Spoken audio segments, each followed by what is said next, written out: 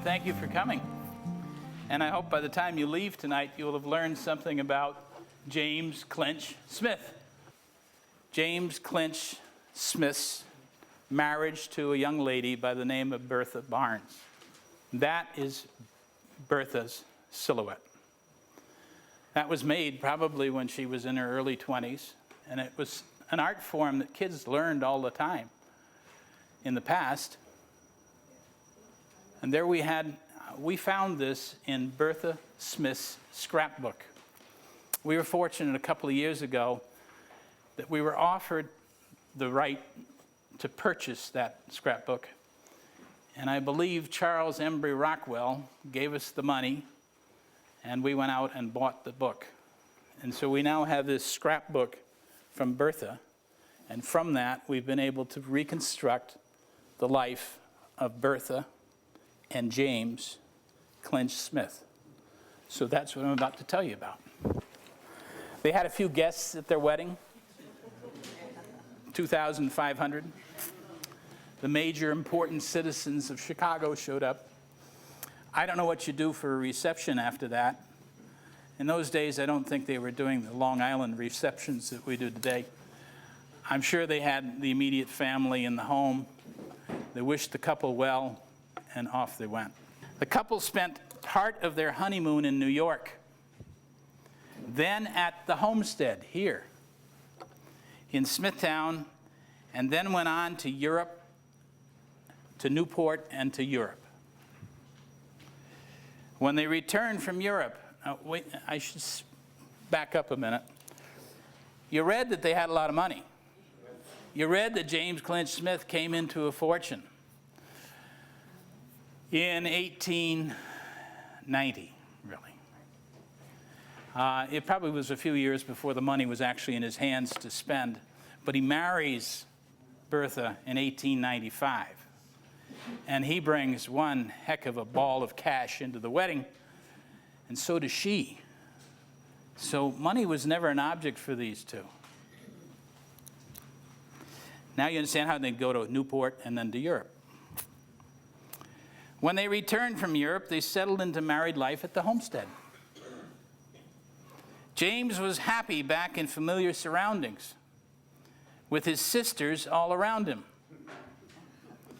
He wanted nothing more than to again pursue his love of sports, horse racing, sailing, polo matches, riding to the hounds. He wanted to do it all. He was quite content in Smithtown, but Bertha didn't like the cultural wasteland of Smithtown. She wanted to recapture the fun and frivolity that she had enjoyed as a wealthy young debutante in Chicago. Bertha hated winters in Smithtown, and the Smiths started spending time with friends in Aiken, South Carolina.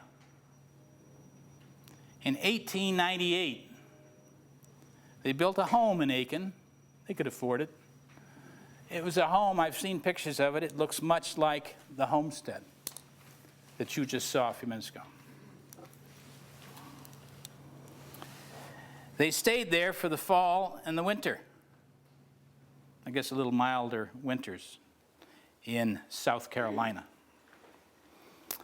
In 1900, they purchased a house in Newport, where they spent their summers. So fall and winters in South Carolina, summers in Newport. And that home they purchased, before they went there, in 1901, they were on a trip. Let me see if I can do this right. On this yacht, the Varuna.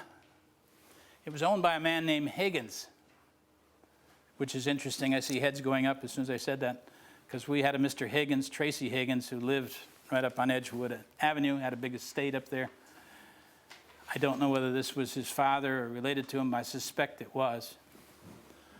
But the Higgins took a number of people to Europe on a jaunt that took them to places like Morocco, Algiers, I suppose they hit a number of ports of call, and then they came back across the ocean. As the summer came on in 1901, the idea was that they were going to go to the Smiths' home in Newport and gather there, spend their summer. They docked in Newport, unloaded the boat, went to their home called the Moorings, which had been purchased from a woman by the name of, I'm only telling you to impress you, Gertrude Schuyler Hamilton. Doesn't that sound like a good old New York name? They attempted to use their home, but as soon as they got there, they discovered one of the help had contracted smallpox. They hadn't had a case of smallpox in Newport in 10 years, 15 years, more. Somehow this servant had picked up smallpox in New York and brought it to their home in Newport, and they no sooner got off the boat, visited the house, and they were all impounded. You know, they were isolated. Quarantine, that's the word I'm looking for. And they spent the next 2 weeks not being able to go anywhere out of that house. They had to have it fumigated, and they watched for any further development of smallpox. But that's the way they spent their first summer in Newport. I guess they weren't very happy when it was over. They did go back in 1902. So we can find them back in Newport for the summer of 1902 in the Moorings, their house. And an interesting thing happens there. They decide to host a party. And it's a big party. 75 invited guests go to a restaurant in Newport. And I've got to bring you what happened there, because it's interesting. The highlight of that summer was Bertha's Barnyard Dance, reported in all the society columns in August of 1902. Their guests included the Vanderbilt brothers, Alfred and Reggie. It was described as not to be forgotten and the most original party of the season. And this is one of the newspaper accounts of the party. Mr. and Mrs. James Clinch Smith gave the most original entertainment of the season thus far at Burger's for their 70 guests. Says a dispatch from Newport to the New York World. It was called a farmyard dinner, and guests were seated at a table which was made to resemble a farmyard. 400 fresh green sods, cut especially for the occasion, covered the table, which was 20 feet square. In the center was a miniature pond with live ducks and geese in the water. While running around on the grass were hens and chickens and 2 little pigs. A miniature farmhouse occupied a prominent position in the landscape, and there were other rustic features on the farmyard table, probably such things as pig poop. The room also was made to resemble a country scene. All the decorations were elaborate and artistic, and dancing followed the dinner. I'm sorry I don't have the menu. But that is the kind of extravaganza that the Smiths were sponsoring for the elite at Newport in the summer of 1902. So they have a house in South Carolina, they have one in Newport. Then they decide to build another one. This one, they chose the town of Meadowbrook, right here on Long Island. And they built a mansion that took 3 years to complete.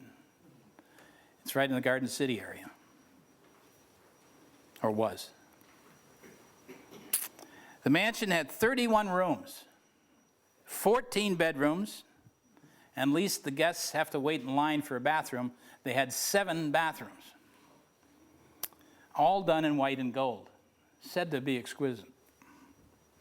Stables were built to house Smith's polo ponies, because you know he loved polo. He was into horseback riding horses. And it even contained an indoor riding track. When the house was finished in 1903, James Clinch Smith moved in, richly furnished the house, and anxiously awaited his wife's return from Europe. She had visited her mother in Chicago during the time he was fiddling with the house. She became ill and went to Europe for treatment at a spa. I don't know what that involved. Maybe she had a cough and needed a little damp, moist air. I don't know, but whatever they do in spas to cure illnesses, that's what she was doing. At least that's what James Clinch thought. Bertha had gotten ill in Chicago. She spent the summer of 1903 in that spa, and then returned to New York in the fall of 1903 and joined James in their new house at Meadowbrook. But one winter at the house in Meadowbrook, and Bertha decided she didn't want to live in America. All it took was one winter. This is the way it was reported in the paper. Mrs. James Clinch Smith has put her pretty foot down and refuses to live in this country. Jim could stay here if he wished, but she would live abroad. That settled it. So Jim came over, closed up his house at Meadowbrook. Eventually they rented it to a friend. He sold everything at auction he could get rid of at a private sale.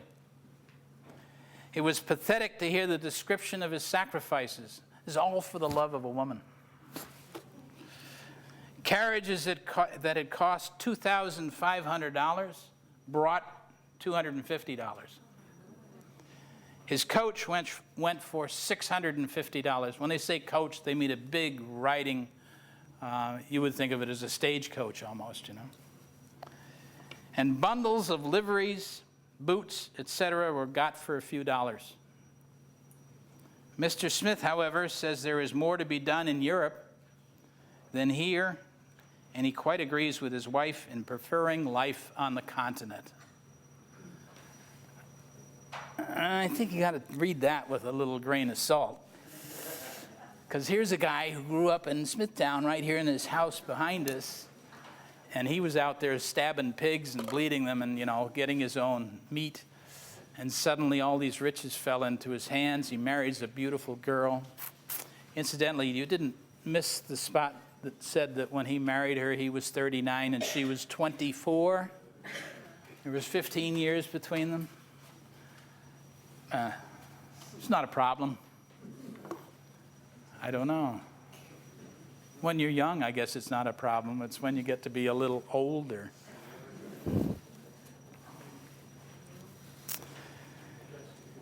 Anyway, back they went to Europe. In the spring of 1904, he had sold all his horses, carriages, harness, saddles, and he and his wife moved to Europe. The Smiths boarded up their new mansion and settled in Paris. They bought a house in Paris at Villa number 4, Villa Sed. Don't know where it is, just off the Champs-Élysées, right in the heart of Paris. Here, Mr. and Mrs. James Clinch were often seen riding smart mounts in the boulevards. James came back annually, but for 10 years, he and his wife would really be based in Paris, in this house at 4 Villa Sed.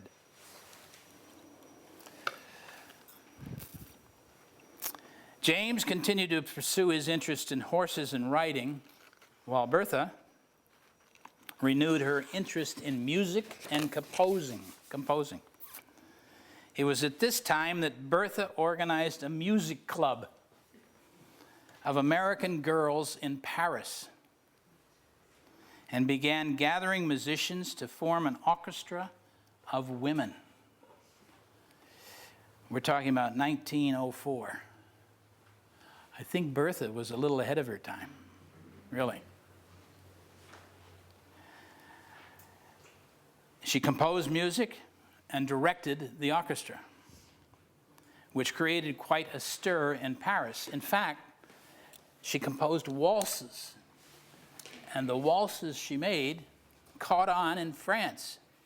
And pretty soon she was like the waltz king of Paris, directing her all-girls orchestra. That 10 years' time when they were in Europe, there were occasions when James is on the left here with a hat with the bill turned up. And Bertha, she's getting to look a little beefy. But look at the waist.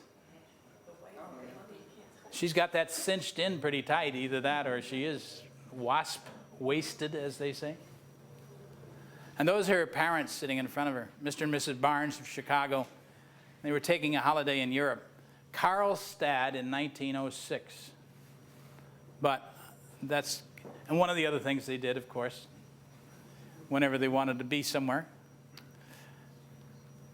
You recognize the Sphinx, don't you? That's not a photographer's prop. They were in Egypt at the Sphinx, and that's the Great Pyramid. And I can't tell from this picture really, but I assume that that's Bertha sitting on the donkey, and that may be her mother sitting on the camel. And James is in the picture. I don't know whether he was on this occasion or not, but having done that same trip, having ridden that same camel, I know what she went through in Egypt. There's the notice that appeared in the Chicago Inquirer. What's it say? Examiner, I'm sorry, Chicago Examiner in November of 1904, I believe. Mrs. James Clinch Smith forms Students' Orchestra in Paris. There's a picture of her as she looked in 1904. She's helping poor girls pay for music education. And this kind of a sensational publicity was being spread. There she is. There's two of the young ladies who were playing in her orchestra. That looks like an oboe, and I think that's a flute on the left. But clarinet. Clarinet. See, I should have asked you, Carol. I think that word in French means the birth of Madame Clinch Smith, and it doesn't have the orchestra. But what's that mean? L'oeuvre. The opening. Oh, the opening. I'm sorry. I was close.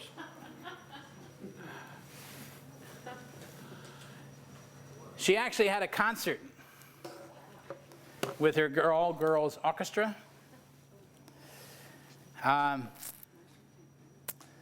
She composed the music, directed the orchestra, and on December 17th, 1905, in the rooms of the Chez Bretanos, does it say where it is here?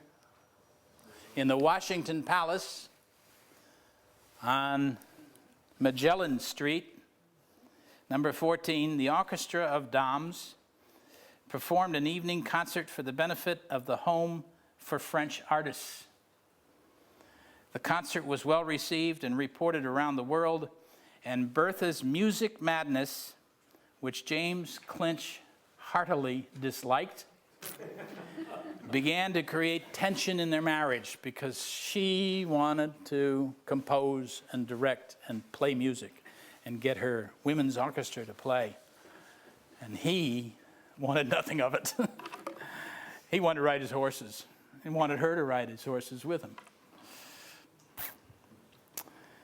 Anyway, this concert was held in December of 1905. The Smiths were in Paris in the fall of 1905, obviously for the concert, when their mansion in Meadowbrook, here in Long Island, burned to the ground on Thanksgiving night. Now, wait a minute, he just built that in 1901. It completed it in 1903, moved in and out in 1904, and it burned down in 1905. All that remained of their beautiful home was one chimney. Now, I've never seen what the home looked like, but I know that there's a magazine article out there somewhere where it was written up in House Beautiful or something like that. That calamity in Thanksgiving 1905 only compounded difficulties because James, knowing his house had burned down on Long Island, wanted to go home. He wanted to be there. Only the concert interfered because it wasn't until December that this concert, what's the date on there? 17th. This concert was held. So all that time he was chafing at the bit to leave, and she was chafing at the bit to have the concert. And you can imagine the tension must have mounted between the two. But in January, they sailed across the ocean, came back to Long Island. January of 1906, the Smiths returned to their home in Smithtown Branch to see what they could salvage of their mansion in Meadowbrook. But after a short stay, Bertha, who was determined to return to Paris, and her women's orchestra, left Smithtown Branch and went back to Paris. James Clinch Smith remained in New York City. James Clinch Smith was involved in a legal battle over serving as an executor of an estate and had to resolve the issue before returning to Europe. He was still in New York. I did have you read the fact that he was a lawyer, right? Okay. He was still in New York 6 months later working out the difficulties of this particular legal matter. And he was there on June 25th when he decided to attend the opening night of a new musical, Mam'selle Champagne, at the Rooftop Theater of the Madison Square Garden. It just so happened that his brother-in-law, Stanford White, who had married his sister Bessie, was very much involved in Madison Square Garden. He had designed the building. He had a penthouse in the tower of the Madison Square Garden. That's also the place where he occasionally had a liaison with a woman by the name of Evelyn Nesbit and the Red Velvet Swing. But on this particular night, James was invited to the opening of this new production. And the production was presented by the Florodora Girls. It's a glorified kick line, you know, back in. A member of that kick line happened to be the woman named Evelyn Nesbit. I don't know whether she performed that particular night or not. But by a perverse twist of fate, James Clinch was sitting just behind Stanford White, watching the show when Harry Thaw appeared, and Harry Thaw was Evelyn Nesbit's husband, and shot Stanford White at point-blank range. That must have been a horrific scene. As an eyewitness to the murder of his brother-in-law, James Clinch was sitting just behind his brother-in-law, and he had to remain in America for the trial of Harry Thaw.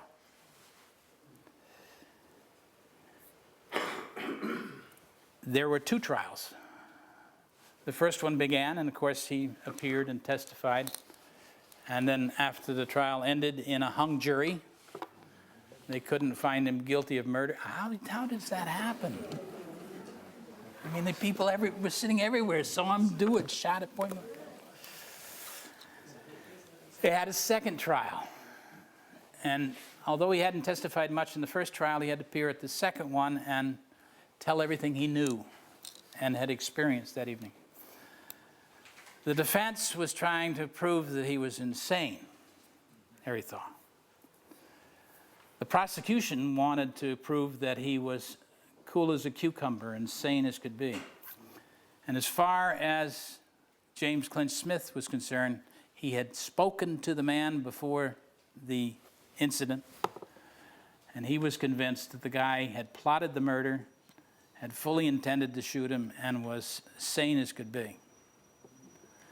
Now, you may wonder why he wanted to murder Stanford White, but it all goes back to Stanford White's fooling around with Evelyn Nesbit long before she married Harry Thaw. And I think the thing that tripped him over the edge more than anything else was just before this murder, July 25th, 1906. One of the things they did was unveil a statue on the top of Madison Square Garden's tower. And that statue was a very interesting depiction of Diana, the goddess of the hunt. And she was completely naked. First time they'd ever displayed in public in New York City the figure, a naked figure of a woman or a girl. And she was on top of this spire with her little bow and arrow, her foot raised. You can imagine. They say that every Wall Street broker was spending his lunch hour out in the streets of New York with his binoculars, ogling this statue on top of the Madison Square Garden. And Harry Thaw, the word went around that the model for the statue was none other than Evelyn Nesbit. Whether it was true or not, St. Gaudens was the sculptor. He was a very good friend of Stanford White and would have met Evelyn Nesbit long when they were looking for a model for this sculpture. So it was rumored that she had been the model. What really enraged Harry was he felt his wife was exposed to the public in all her nakedness. And, well, he just couldn't tolerate that. That was the reason for shooting him at point-blank range and killing him. Incidentally, they tell me that the chauffeur brought him home that night. And by him, I mean, let me get the Stanford White, brought his body back to St. James in the back seat of an open touring car, and they propped him up in a vertical position and brought him home. He's buried in the St. James Episcopal Churchyard, you know. That must have been quite a shock for poor Bessie. Anyway, imagine the shock for poor James Clinch. And here he was stuck in New York, and his wife's in Paris, and he's got to testify at this murder trial. And in the end, they found him insane, and they committed him in an institution, Harry Thaw. And I think he spent about 3 years in an institution and then was released. Had a lot of money behind him, Harry Thaw. You might have heard of Pittsburgh Steel. He had a few bucks, and it was all in his pocket. And of course, they were trying to spring him, and did, ultimately. Anyway, he testified at those trials. Eventually, after almost a year had passed, James returned to Paris to be with Bertha. Now, she'd had a year alone in Paris. And you can imagine, she was deeply involved in writing, composing, and directing her musical compositions. And in fact, had created several waltzes that became popular. And she was being toasted as the celebrity, what do you call him? Director, composer. What do you call the guy? the conductor. Anyway, when he rejoined her, he was convinced that she had become obsessed with music. In her scrapbook, we found this little drawing of Madame Clinch Smith conducting her girls. Somebody had given them tassels and top hats. They looked like a little band or an orchestra, more like a band than they do an orchestra. And there were several views of this, which is kind of interesting. Let me push the right button here. Wow, that's good. They look like can-can dancers over here. I have no idea who drew it, who sent it to her, but that's the way they reacted to her orchestra conducting. Look at it. She's got a violin in the left hand and a bow in the right. And I guess at this point she's had too much champagne, and I don't know. Anyway, it's cute. This was the notice in the paper: Mr. Stanford White instantly slain on the roof garden by Mr. Harry Kendall Thaw. And there's the headline. There's Stanford White down on the lower left, if you've never seen a picture of him. Red hair, bushy, short cut, flat top, I guess you'd call it, and red mustache. You'd know him anywhere in a crowd. So it wasn't hard for Harry to figure out who to shoot. And this was in the scrapbook. And I don't know what it is. But it's a very interesting colored postcard that must have been sent to her, to Bertha. And after talking this over with Chris Denenberg this morning, we decided that it's got to be, the man has got to be Stanford White. Yeah, he's got his hands on some forbidden fruit there. And that's either Evelyn Nesbit, who I assume it is, or then it could be just, you know, a little love postal card from James Clinch Smith to his wife. And that's him and that's her. I don't know. Bertha? She's on a swing, Yeah. I think the swing kind of sways it toward. But you never know what you find in a seat. You ladies got to think about that when you start keeping journals and scrapbooks.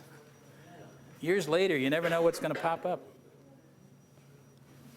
In that scrapbook also is a picture of Evelyn Nesbit, and it's a pencil drawing. I don't know who made it. It's there.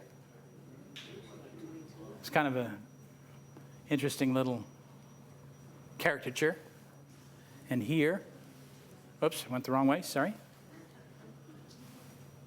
Another pencil drawing of Bertha Clinch Smith herself. Who made them? I don't know.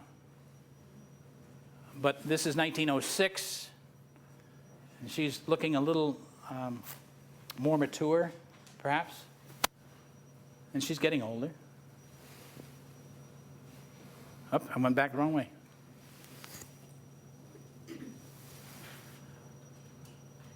And one of the things that they did in 1907 to try and cure Madame Clinch Smith of her music madness was to take an extended auto tour, which is very interesting because here's a man who loved horses, ride horses, and you can see he was beginning to shift his focus and his interest to automobiles.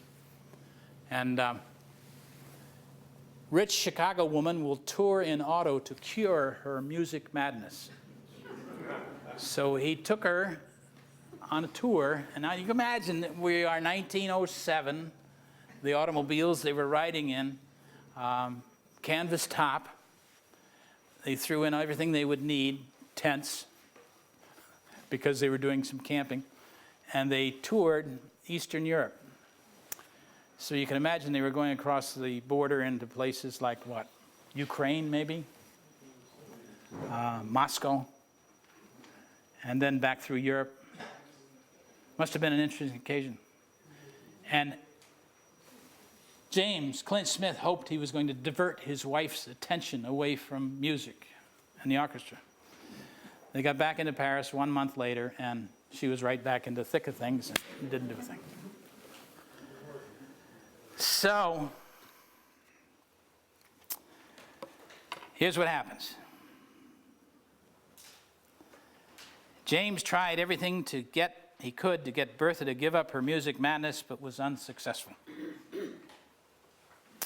In 1911, James had had it up to here. He'd had enough of the life Bertha wished to lead in Paris, and he decided to return to Smithtown. He left Bertha in Paris, returned to his family's homestead in Smithtown Branch. He'd been away for 10 years. In a news story that appeared in the Brooklyn Eagle on June 18, 1911, Clinch Smith expressed his desire to spend the season quietly at his old ancestral home, and at the same time to keep keenly alive to everything that was going on in the world of sports. He had no intention of rebuilding the mansion in Westbury and wanted to make the old place in Smithtown Branch his permanent summer home. And there will gather the finest stable of polo ponies, hunters, and show horses that will be found anywhere on Long Island. The article stated that Mr. Smith intended to take his place as a leader in the town. Politics, perhaps? Which his ancestors settled and for whom it is named. That was his intention in June of 1911. He quickly made his presence felt in Smithtown Branch. For the first time in many years, there was life and gaiety at the Smith family homestead. Well, they'd opened it up for the first time in 10 years. James Clinch became involved in organizing the Smithtown Polo Club. And 2 afternoons a week, he was seen playing polo on the field used by the Smithtown Horse Show, which is on the corner of 50 Acre Road and Moriches Road up in St. James. Both, but at this time it was on that corner, the other corner, other end. They were preparing for matches with other Long Island teams that were officially recognized by the United States Polo Association. Meadowbrook, Piping Rock, Great Neck, Islip, and Rockaway all had been officially recognized as polo clubs. It was really a big thing in 1911, as you can imagine. The Smithtown Polo Club applied for official recognition in 1912. Unfortunately, James Clinch Smith didn't live to see it.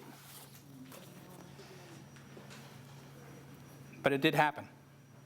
In January 1912, James Clinch, happy in his little home here in St. James, in Smithtown, received a letter from his wife asking him to return to Paris since she had become ill with pleurisy. Now, I'm not enough of a medical specialist to tell you what pleurisy is, but I know it has to do with the lungs, an infection in the lungs, and I guess it's fluid in the lungs. Anybody out there want to correct me? It doesn't matter, because it was later discovered that she had tuberculosis. James Clinch sailed for Paris on January 24th, 1912. After rejoining his wife in Paris, he convinced Bertha to return to the States with him and booked passage for their return trip on the Titanic. At the last minute, Bertha decided to stay in Paris, letting James sail ahead so that he could prepare the homestead in Smithtown for her arrival. On April 13th, 1912, this is a picture of Bertha, who later comes back to Smithtown and is playing with a niece or a nephew, I don't know. I can't tell you who it is, I don't know, it wasn't. It's interesting. And this, if I can move it, come on, is a picture of the Titanic.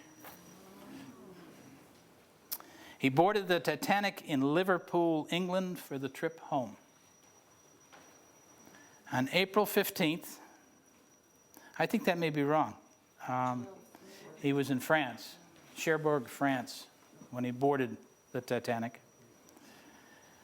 On April 15th, the trip came to a tragic end when the ship hit an iceberg and James Clinch Smith drowned in the frigidly cold waters of the North Atlantic. He had just celebrated his 56th birthday. We were looking for a picture of the Titanic running into an iceberg. This is as close as we could find. You may see the monster of the deep lurking beneath the...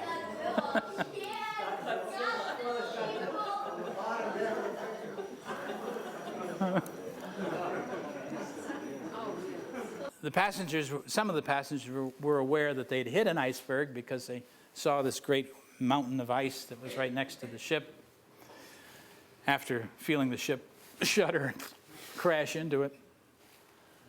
And then it sank. Now, there are an awful lot of people who died on the Titanic. 1,500 people were lost. How many of those bodies were recovered? Very few. Some were recovered. They washed ashore in Ireland and are buried in a common grave there with a marker. They never found James Clinch Smith's body. We wouldn't know what happened to him except his good friend, Archibald Gracie, who was on the ship with him, next to him when he died, wrote this account. We actually know how he died that night. The book he wrote was entitled The Truth About the Titanic. And let me just find it for you. And I'll bring you some excerpts of what he said. It happens that Colonel Gracie and Clinch Smith were table companions on the voyage of the last voyage of the Titanic. They were friends of long standing. They were both members of the Union Club, and they were together at the last. And this is Colonel Gracie's account of what happened. They were always together at mealtime. On the night of the terrible disaster, when I came upon the deck, after having been aroused from my slumbers, I met Smith, and we made an agreement to stick to each other through thick and thin. We first realized the gravity of the situation while we were still on a lower deck. When we noticed the list the ship gave toward the port side. You all know this was the ship that was never going to sink, right? It was unsinkable. We took up our station on the port side of the boat deck. You know when they have those lifeboat drills, they tell you where to report, that sort of thing. They were at the bow end, near where women and children were being loaded into one of the boats. Here, without any seeming of fear whatsoever, Smith stood, and he and I helped lift women and children and babies over the rail as each boat was loaded and then lowered. Toward the last, when the list of the vessel became such that Second Officer Lightoller, ordered all the passengers to the starboard side of the ship, since it was sinking kind of on the left, they wanted on the high side. Smith at once obeyed, and I followed. Here he calmly took in all that was being done by the crew in an attempt to launch a collapsible canvas boat that had been slid down from the hurricane deck. I guess it's the upper deck, and was coming down on the side of the ship. He and I helped, but before the boat could be launched, the water was upon us. Now, you have to understand that what happened, it kind of floated along for a long time, listed a little bit. The sinking was so slow that you could not perceive the lights of the deck changing their position. The slant seemed to be greater about every quarter of an hour. That was the only difference. In a couple of hours, she began to go down more rapidly. Suddenly, the ship seemed to shoot up out of the water and stand there perpendicularly. Sorry about that. It seemed to us that it stood upright in the water for 4 full minutes. Then it began to slide gently downward. Its speed increased as it went down head first, so that the stern shot down with a rush, and it was gone beneath the sea. Where was Smith in all of this?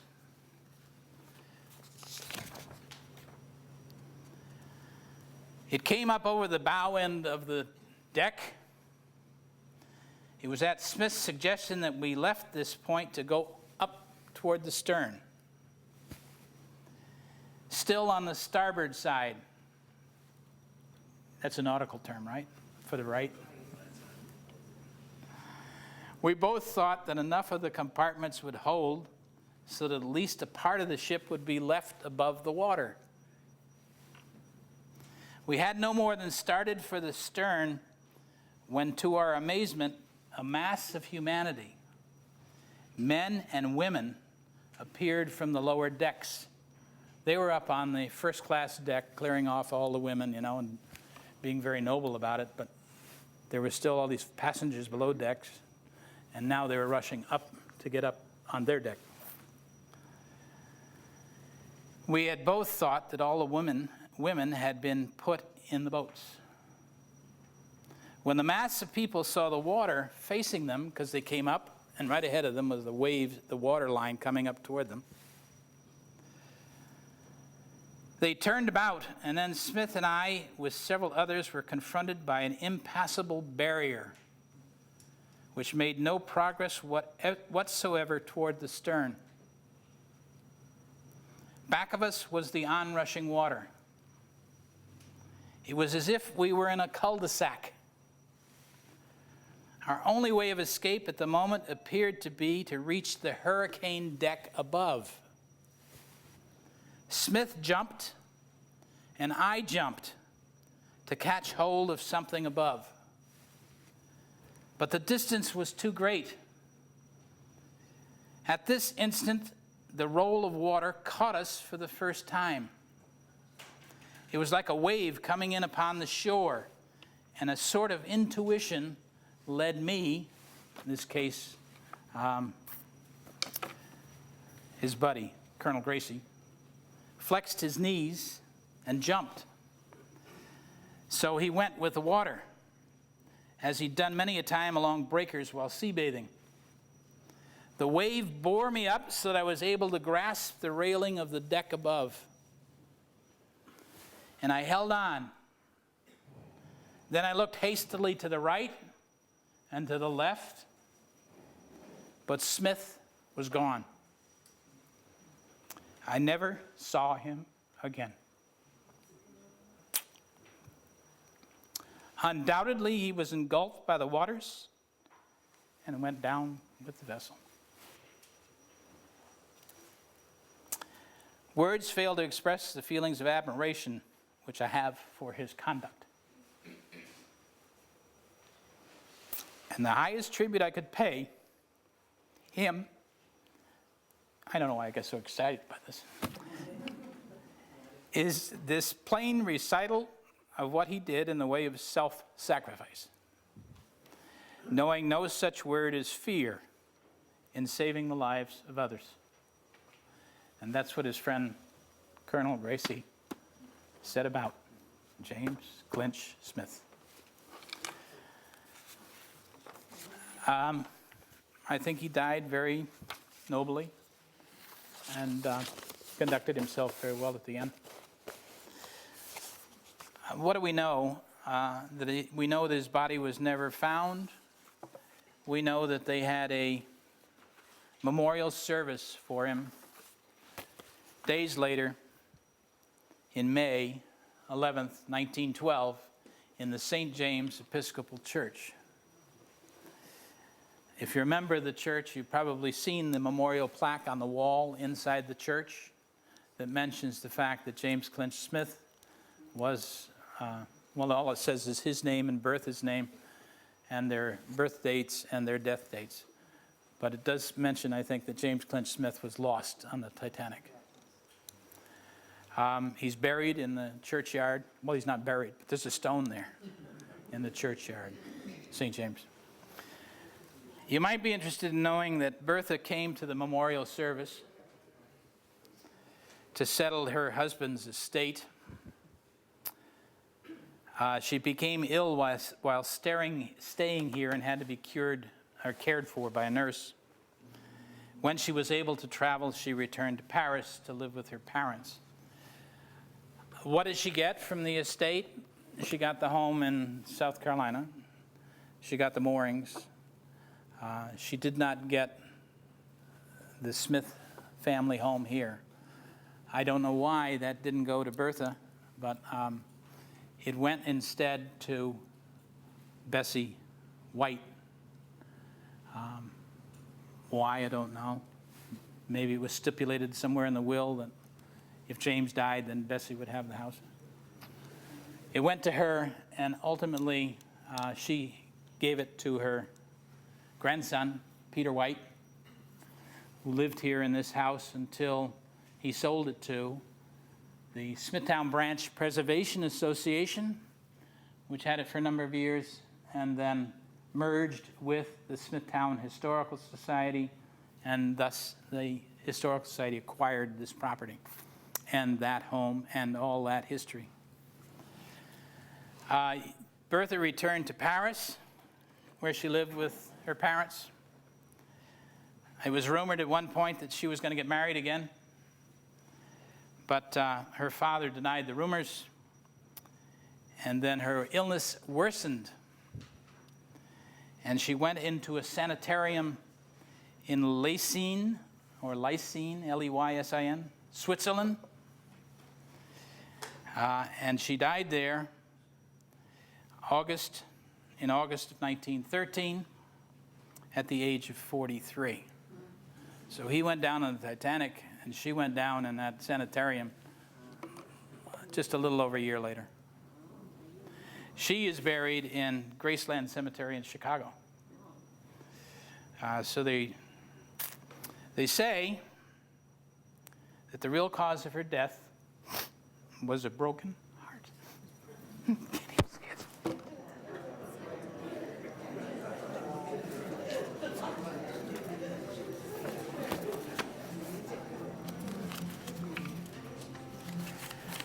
Thus ends the story of James Clinch Smith.